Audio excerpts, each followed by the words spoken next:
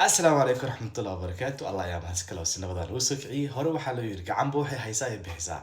ninka Ares loo dhahaa wuxuu ku soo galay shaxdiisa caadi ahaa oo hogaami doona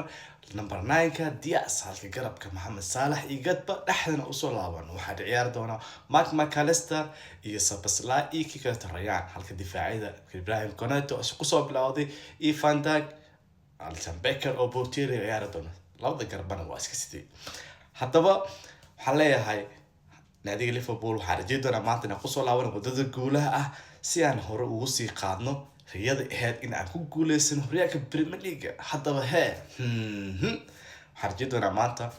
inuu shusho bax dhihi doono ninkii odayga ahaa Luis Diaz oo biyahan goolash ka guurtay sidoo kale Mohamed Salah sigara goolash ka guurtay waxaan doonaa maanta kusoo laabano nimankan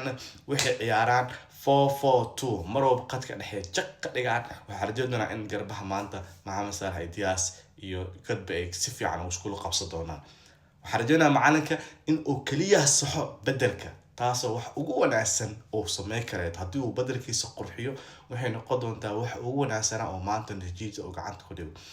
Liverpool dhamaantiin waxay rajaynayaa guuleysta haddaba waxaa sigaysaan sheegareeya waxaan u dhownahay 10,000 wax yar aan noogu dhiman idig aan gaarsiin karo waa saliidin salute